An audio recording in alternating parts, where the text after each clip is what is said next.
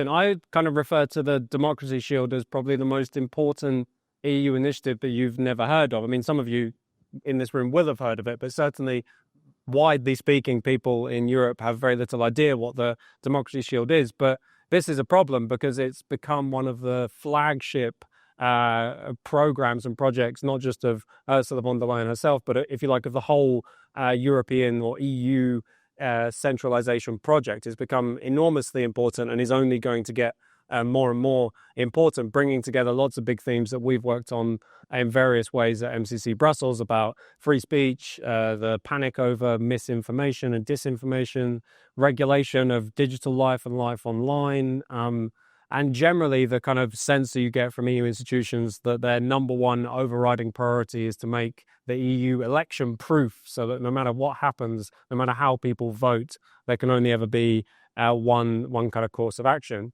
And of course, what is also mixed into this is claims of foreign interference, Russian interference, all the rest of it, which is used to justify what we're going to discuss tonight, which is the attempt to effectively exert more control over democratic life and free speech in Europe. So we're going to run tonight as a little bit of a conversation. So if you're used to some of our other events with speeches, we're going to do something slightly different tonight. So I've got three wonderful compatriots, friends up here on the panel to dig our way into this topic about the Democracy Shield. So in a minute, we're going to hear from, first off, Norman Lewis, who's a visiting research fellow for us at MCC Brussels, is the author of this wonderful report, which you can get online. There should be a QR code on your seat so you can get to it, which is our report on this topic. I think I'm correct in saying it's the first, and it's definitely the best attempt to explain and understand what the Democracy Shield is all about. It's called Shield Against Democracy, which is really what it is, a shield against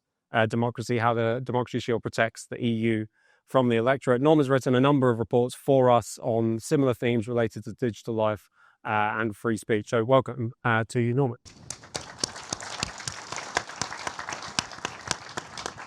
And then António Tânger Corrêa, EP from Chega, who we're all crossing our fingers for in the upcoming election, but already has been an incredible result for them. Part of the Patriots for Europe group. He's a board member of the Patriots for Europe Foundation. And as you can see by the fact that he's bearing a little injury, I say he's certainly the most kind of dedicated MEP at the moment to the cause. So let's give him a warm welcome.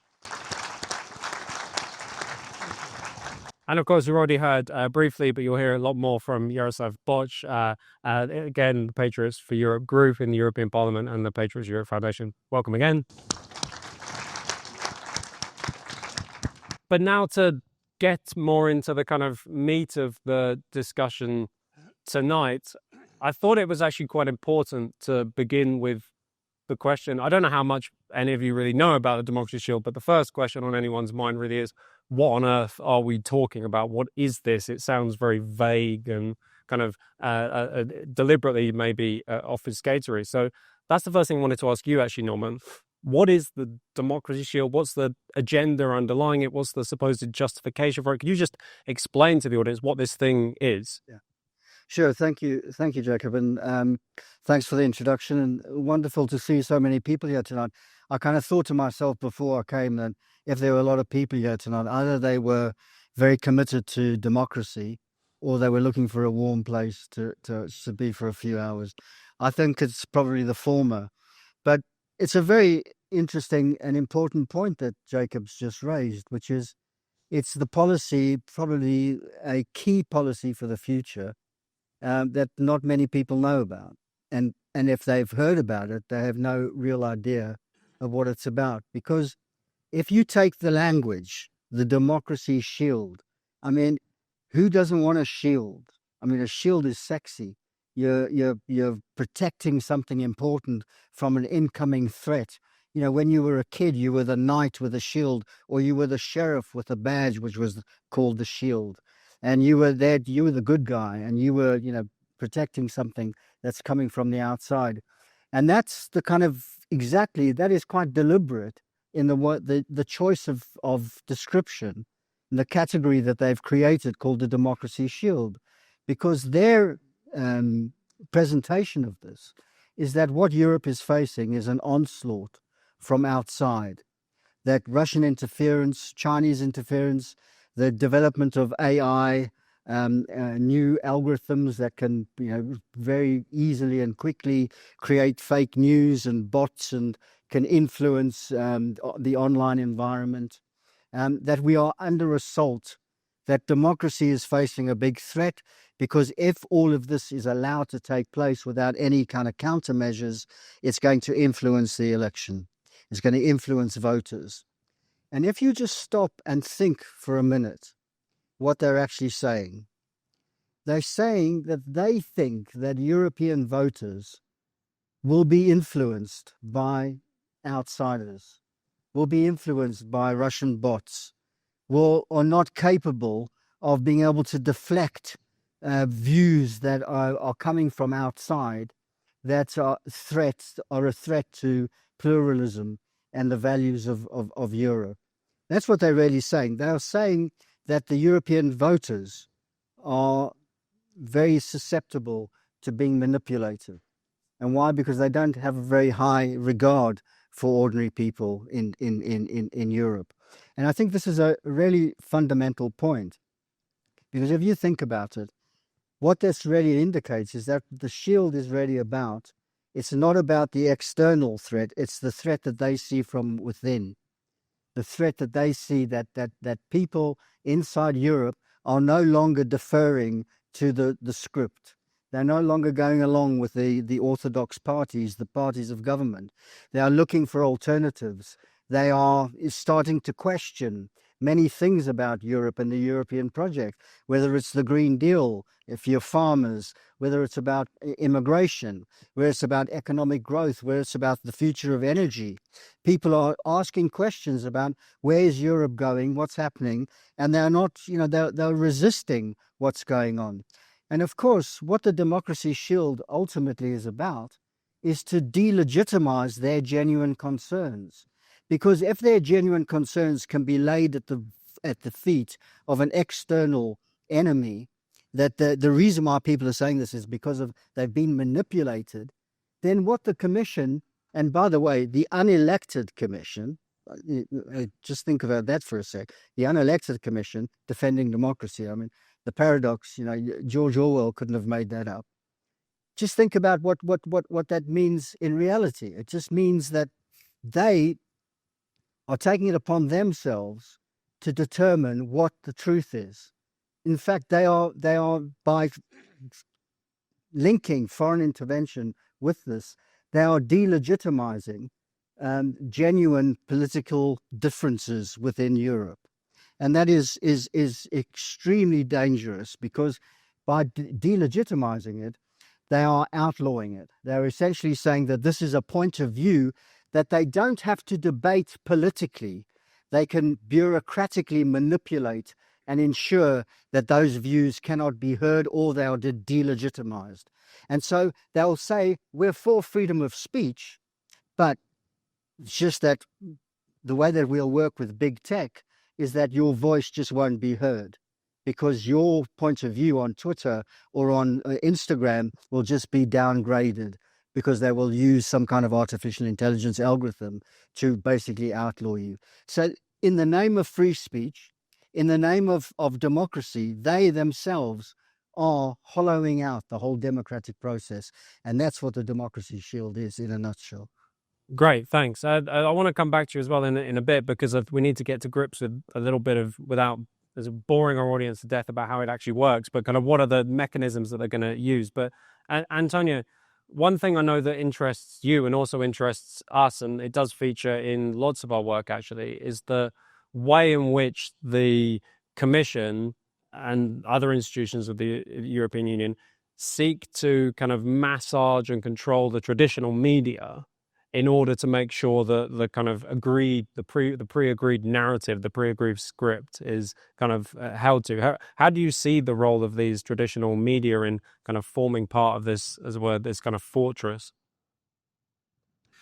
I see it as about 21 billion euros.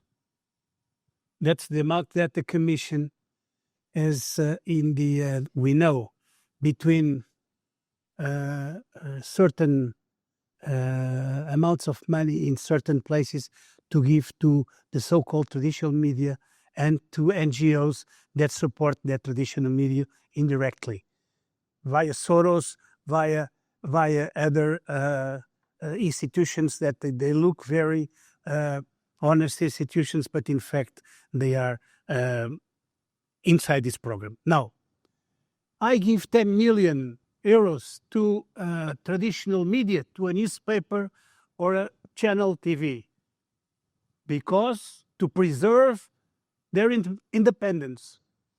Great. Any one of you given 10 million euros, would you be independent from the person who gave you 10 million euros? They think that you eat ice creams with a forehead. They think we are stupid. Now, I'm going to tell you two stories from today. Today I had this AFET. AFET is the External Relations Committee of the Parliament. First story, Commissioner Kos, enlargement. And she said, we have to make sure that the democratic parties in all these countries, inside and outside the European Union, win the elections because they're on the right way. I mean, this in front of everybody. Who is the stupid one? Is she or it's us? It's us if we believe that. If we don't believe that, she is a stupid one. So do not have any doubt that if you want to call someone stupid or unprepared, do it. Second story. In the same AFET, but in other place, we received the ambassador of the United States. And everybody was blaming the United States for everything, including the president of the delegation. Delegation is like a friendship group from the European Parliament to certain countries or groups, or group of countries. In this case was EU, United States of America. The president, supposedly from a friendly group, criticizing from top to bottom all the activities of this administration of the United States of America. Can you believe this? So friends that we are. So we had to intervene to explain all the peace deals that were made during this time, all the good things that happened, bad things as well, as usual, but it was only us against the play of socialist oriented, even of the EPP. Now, one very important thing that I want to tell you before, because my colleague will tell you the details on this committee. This is part of a much wider project. This wider project includes the chat control. Are you aware with the chat control project? Mm-hmm. Okay, it's censorship and so on. With the health passport that you have to. If you don't vaccinated, you cannot travel, cannot do this or cannot do that. With a digital euro, with the, you mentioned that, the Green Deal impositions on our industries, on our agriculture, on our businesses, on our economic activity. So this is a package to destroy the tissue of the European continent in several. They began with the Wolves destroying the family. The family is the pillar of the society. You destroy the family, you destroy the society. That's obvious. And then they go to the social, they go to the economic, and then they go to the military, which is the last one. Why the military? They want to create an European army. Great. I mean, I give orders in Portuguese to the guy from Estonia and he will understand everything. That's perfect. And that's not only that. And then it's this Madame von der Leyen, I mean, she is eyeing for sure some business with an arms deal. And she destroyed the German army when she was Minister of Defense of Mrs. Merkel. She destroyed the German army. Can you believe? It will take 10 to 12 years to restore the German army. It's not tomorrow. And she wants to build what? An European army. That's great, isn't it? So all this, it's carefully planned, and all this is carefully detailed on their own minds. The only problem is that we also think from time to time, only in the bathroom, having the shower, Now I'm thinking. I'm very intelligent, or I sing, or I think, or I sing a song. So if you don't sing a song, you think a little bit. So you think a little bit that you are being dumped. You are being completely made dumb of yourself by believing in these people. Our work is to have you questioning. You have to question these decisions. You have to question why, because it's not very difficult. Follow the money, follow the decisions, you arrive to a conclusion. Thank you very much. No, great. Yeah, very good. I want to come back, Antonio, to talk a bit about the kind of wider demands in the Parliament and the outriders of the EU and what they're really planning in a minute. So I want to come back and talk about that. But Jaroslav, a few thoughts from you. In particular, one of the, and this is the way that the European Union works, but one of the more worrying proposals has been put forward around the Democracy Shield is not just all of the things that are in Norma's report, but which are bad enough, but also to, as it were, create an institution, and a whole new institution, presumably with its own finance and own firepower, to oversee even further all of the activities around elections, around speech, around online life. So could you tell us a bit more about these plans? Yeah, I'll do. And I would love to be that emotional as Antonio, but I can't do that. But the thing is that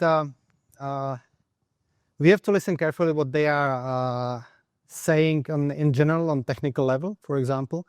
And we are also need to listen what Ursula von der Leyen is saying, because if you meet the Commission on the technical level, they always say that they don't want a new center, no new institution, etc., because it should call European Center for Democratic Resilience. It shouldn't be institution as itself, but it should be like the hub for sharing the informations, whatever. But when you listen to Ursula von der Leyen and her plenary speech, she was saying that we're gonna build new institutions and we're gonna find the media who are the right ones, and we're gonna found those medias. So on technical level, how you should believe them when the boss of the commission saying totally different thing? But that's the commission part of it. But on the committee level we're having, with the draft report we just received from Thomas Tobé from EPP, it's totally different story, because they go well beyond what the commission actually wants to do. And as I'm a shadow rapporteur for this, and we had many discussions on it, they are even blaming commission that they are not too specific on the goals of that European Democratic Shield. So on the one hand, we have to deal with the commission, and on the other hand, we also have to deal with the parliament, because it goes well beyond what the commission actually wants. And for me, that doesn't make sense. Any center, even when it's not mandatory, even when it's not new institution, when we have agencies like Europol and Eurojust that are already involved in that. And but the difference is, if you build an institution or a hub or center, whatever they call it, it's in hand of the commission. If it comes to the agencies we're having already, then the member states have to be involved, and that's the difference. That's, I think, that there's no goal to talk about agencies we already having, but having that new center, how they call it, because then the all power is in hands with the commission, and that's wrong. But if the report goes that way from the parliament, that's actually giving them the full power to commission, because then they will come and we didn't want to have that institution, but hey, European Parliament asked for that, so that's what we are doing now. So that's actually what I'm meaning, like listen and believe, or just read in the lines what's already behind it. So we actually don't know yet what's gonna be and what's they aim, but I'm really afraid of if there's gonna be from the parliament, from European Parliament, going the message that we want a new institution. That's gonna be our lose. Yeah, no, it's important, and that's one of the things we'll be watching very, very closely. Norman, I wondered if you could say, I mean, in concrete terms, the predominance of what this means. We're going to get to elections in a little bit, but predominantly what we're talking about is the regulation of speech, the regulation of content online. But what are they proposing, or what in existing initiatives do they want to kind of hijack and use? What do they actually want to do when it comes to enforcing the so-called Democracy Shield? Yeah, I think it's very important, just following on from what you were saying about, now they're going to institutionalize it. I think that was always the intention myself, because the way I understand the democracy shield, and I think the way we've got to think about it, it's not a discrete set of pieces of legislation or whatever. It's an entire ecosystem. And this is something that has been developing over the past 2 decades, particularly first began around the control over speech online. So the whole hate speech discussion. And there we saw the beginning of the ecosystem where you have all these so-called independent NGOs receiving, some of the research that we did, receiving more money to do projects around hate speech and disinformation than the EU spends on cancer research. Almost €750 million spent on that. And so here you have NGOs given money by the EU, by the Commission, to be independent, to do studies on hate speech, who conclude that we need more studies because hate speech is so difficult to pin down, etc. And so they want the whole thing becomes a self-referential circle, a reinforcing circle, that we have to prove that there's more hate speech. And the more that we do research and we prove that we need to do more research, the more real hate speech is. So it's an entirely manufactured propaganda.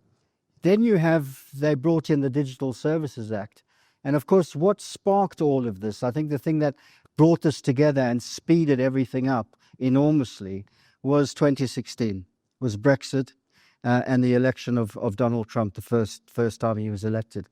Because this was a real shock to them, that they recognized that there was a real legitimacy crisis now in the EU and that something had to be done about it. And of course, whether something that had to be done was not about engaging with it politically, but to basically try and control online speech. So the Digital Services Act essentially was a mechanism through which they could outsource censorship online in social media as a way of basically trying to control what was legitimate and what could be said and what couldn't be said and what could be challenged.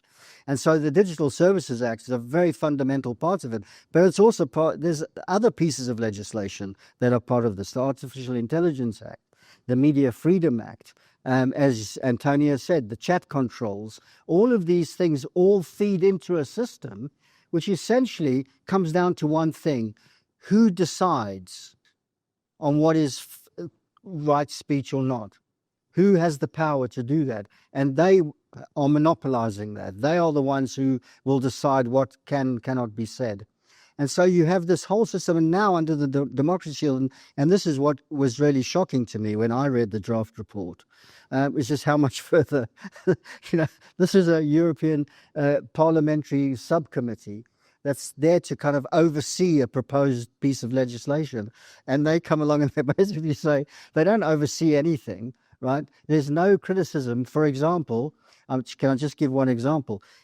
The trusted flaggers are organizations under the DSA who get the status of having the ability to flag hate speech or disinformation, fake news on social media platforms. And the platforms have to take that stuff down immediately. If they don't, they face something like 8% of their global revenues will be fined against them.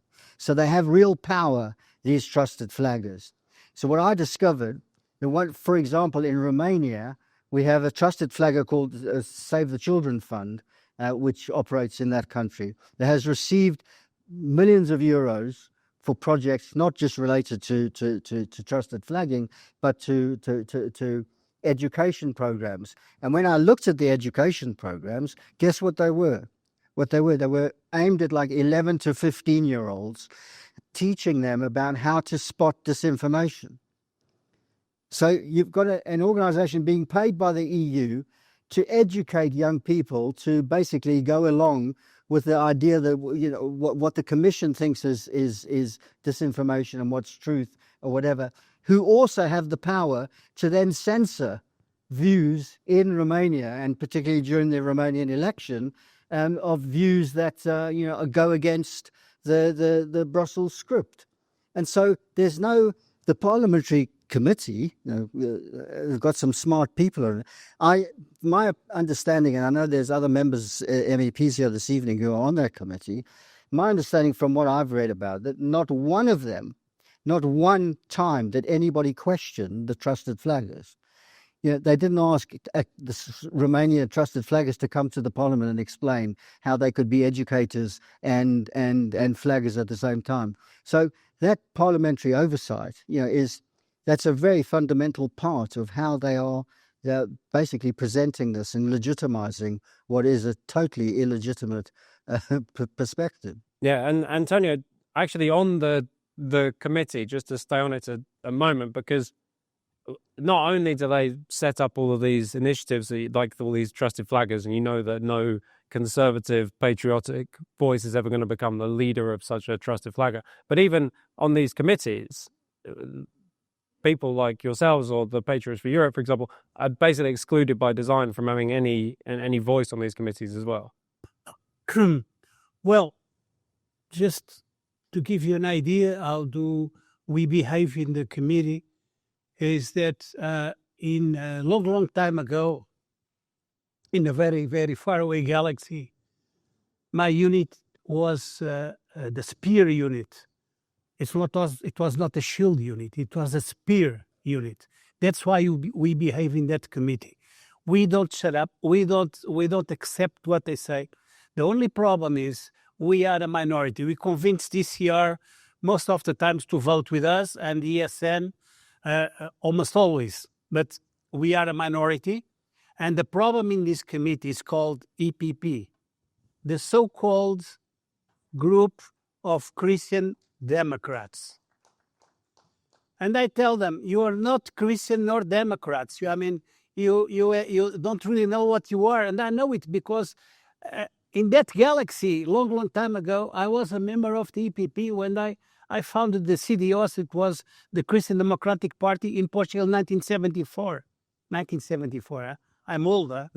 And I knew the EPP then. It was a party with values, a group with values, a bunch of young people fighting for something that was worth. Nowadays, it's just a lobby of guys who only see interests and not ideas or values. Now, how do we behave in that community?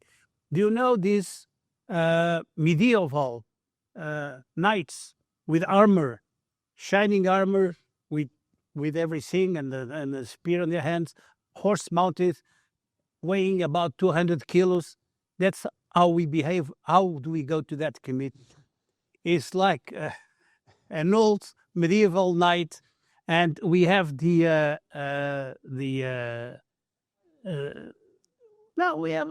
have the worst president of the committees in the European Parliament. Is a French called Mrs. Loiseau. Today she would not be elected to Parliament because all things are in France, so she would never be elected. But she is, her function is to support the Commission. So this committee is like a camera, a boiling camera for some projects that afterwards go to support the Commission project. And what is most amazing is that, like, if the communists, the Renew, which is more like a leftist group nowadays, or the Greens, or the Reds, or the Pinks, if they support her and the Commission, is fine. But EPP, now, if I may, EPP is breaking apart, and this vote on that we initiate this motion, that it was put by us by the Patriots in the Parliament, was very divisive. Was divisive of DCR, was divisive of the Patriots. It was a little bit divisive of the Socialists, but we don't care. So, but the EPP, it's very important because we know there are three factions inside the faction. It's the right, the center, and the left. The right leans to us. The center, who used to be the stronger faction, is now the weaker, and then the left goes and tends to S&D. And they're going to pay excuse me to talk about it, but I think it is important. They are to pay a very high price in the next elections because Europe is turning to the right. The wave hit the wall, the wave from 1968, May 1968, that began in France, hit the wall, is coming back, and we are riding the wave. And that's a fact. We are growing everywhere in Europe because people are fed up and people start to think and to questioning, like I said to you before. So I think this is very important, and we should help every movement that is that move within, of course, within some limits, but that is working on this because we will win. It's just a matter of time. And do you know why we will win? Because we are right. Thank you. No. And Jaroslav, this actually brings me to the point I wanted to put to you because there was a kind of effort in the Czech elections to employ some of this speech control, narrative control, media control that is the kind of hallmark, the signature of the democracy show. But it wasn't really that successful. I mean, we know this because you guys had a bit of a victory. But could you tell us about why it was that what was it about that case that meant that it wasn't as successful as it was maybe in, for example, in Romania? If you let me, before I go to this question, I will just say two stories from the committee because Antonio just reminded me, as you know how it works.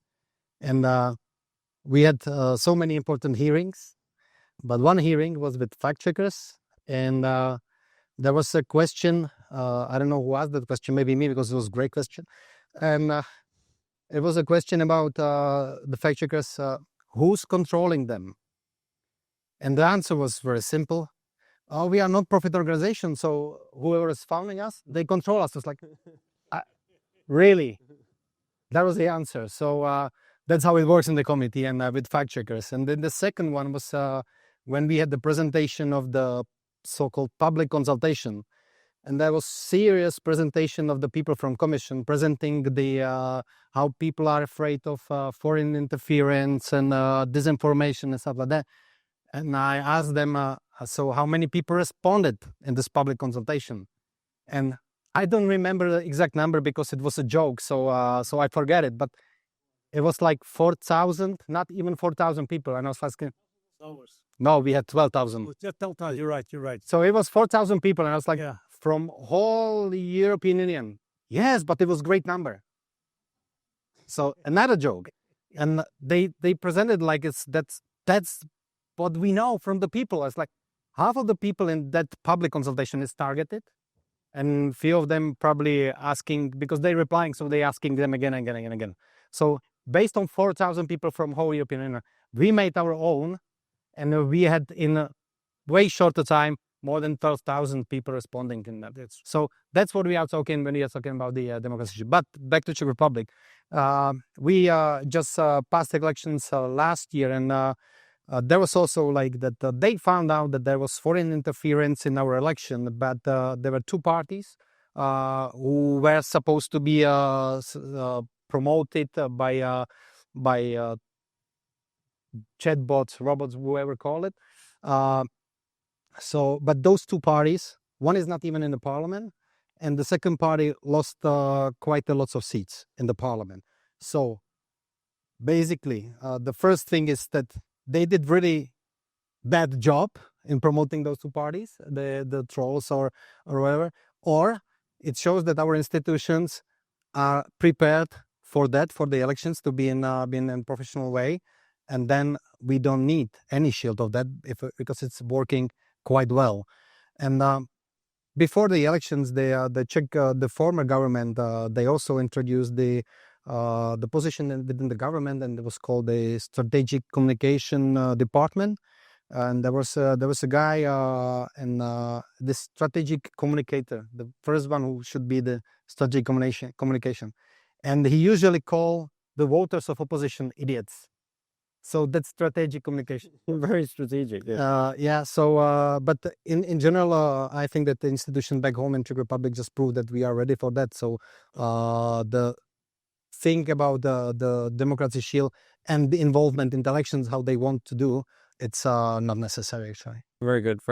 I'd actually like presume my colleagues will bring around some microphones in a minute, because I'd like to come out and get some thoughts from the audience. But just while we get the microphones out, Norman, because that point about the Czech Republic leads us into intervention in elections, and I don't think people quite understand how important this is to the Democracy Shield. It's not just everyday speech, which we might. There are also problems with the regulation of everyday speech, but there's a strong component of managing, controlling elections. Can you just say something briefly about that while we bring the microphones out? Yeah, well, I'd love to, but I just wanted to make, I couldn't resist the point that you just made about the public consultation that they did, because we did some research on that. And what we discovered of all those people, we actually looked at the responses, and at least 75% of all the people of this meager number that you mentioned were actually against it. And we're against it, yeah. Same. And McGrath, the commissioner who's responsible for that, he got up in Parliament and said, "We have consulted the people in Europe, and they are overwhelmingly, blah blah blah." And it's just lying, essentially. I mean, And the 25% in for it were all paid for by NGOs. exactly. They were NGOs, exactly. I mean, you couldn't make this stuff up. Honestly, it's incredible. But to Jacob's point, and it is a really important point, because we're not just talking about, them controlling the narrative and free speech and all of that. They're actually using the Democracy Shield and the mechanisms, particularly under the Digital Services Act, to actively intervene in elections like they did in Romania. And if you followed what happened in Romania, it's quite chilling, and it's very, very worrying about what they've done, because they claimed that there was an uptake in TikTok support for the populists, and that this was the reason that they won the first round, if you recall. And they claimed that, and this was backed up by a fact-checking NGO, that this was the result of the TikTok stuff was because of a Russian bot, and it was Russian bots that were responsible for circulating this, etc. No proof was ever forthcoming, and there is no proof. No proof was that there was any relationship between that uptake and people's voting intentions. But nevertheless, they declared that the first round was won illegally because it was Russian. And what did? They suspended the candidate. They suspended the result, even though it had been passed in the courts that it was legitimate. And they then manufactured the next round where the candidate was not allowed to stand. He was barred, and got the result that they wanted. So, they love democracy until the time when the people, the stupid people, vote for the wrong people. Then they step in and they are using this mechanism. And they're going to, this is really bothers me, what you were saying earlier about this new Center for Resilience and all of that, which is bringing so many of all the other institutions into play, which they're going to wield. We can talk about the Hungarian election that's coming up, and we know what, how they're going to try and influence that. Yeah, but the image I always have in my head is when Elon Musk did the conversation with Alice Weidel, and the commission put out this stuff saying, "We've employed 200 people to sit there carefully monitoring the internet." And you imagine they're doing that for one conversation. What have they got planned for a whole election? Yeah. Right? Like, how many people are going to be working all night in the commission to make sure people don't vote the wrong way?